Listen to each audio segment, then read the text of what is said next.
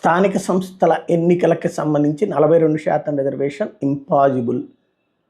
Supreme court కూడా అంగీకరించదు. కానీ ఒక డ్రమటైజేషన్ కోసం కథ నడిపినటువంటి రేవంత్ రెడ్డి ఇప్పుడు ఆ డ్రామాని మరింత రక్తి కట్టించే ప్రయత్నం చేస్తున్నారు. అందులో భాగంగా పొలిటికల్ స్పెషల్ కమిటీ అంటూ ఒకటి వేసుకొచ్చి వాళ్ళ మీటింగ్ ద్వారా స్థానిక సంస్థల ఎన్నికల్లో పార్టీ పరంగా 42% సీట్లను బీసీలకు కేటాయించడానికి నిర్ణయం తీసుకున్నామని ప్రకటించారు.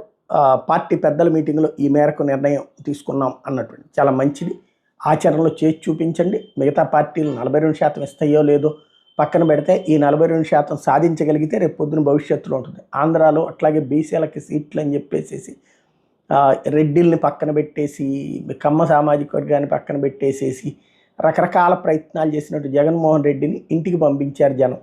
అదే సమయంలో గతంలో బీసీ ముఖ్యమంత్రి అని ప్రకటించినటువంటి తెలుగుదేశాన్ని తెలంగాణ